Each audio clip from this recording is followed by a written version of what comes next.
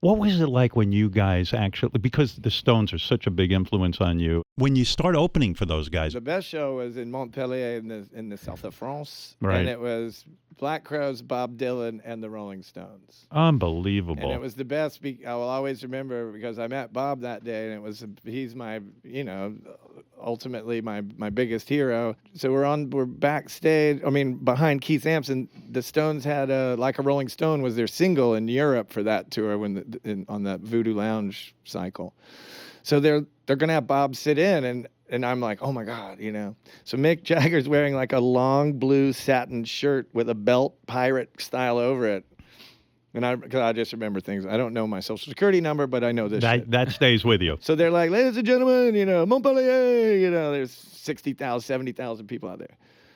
Bob Dylan, and Bob comes walking right beside me and Rich, and he's wearing the exact same outfit. He like saw what Mick, and I was like, that's fucking amazing. He walks out on stage, and the Rolling Stones are the Rolling Stones. They're the greatest rock and roll band of all time. Right. They're playing a Bob Dylan song. Bob's sitting in. The Stones don't jam. They don't deviate. So it's like, once upon a time, didn't you? The whole thing. And then they go around to the chorus, and then they come up to Bob's turn. So the band makes up, dun, dun, dun, dun, 1, 2, 3, 4, and Bob goes to the mic and doesn't sing anything. And you see them look around, and they're like, okay, because it's kind of like you missed the turn at a roundabout. You got to go all the way around.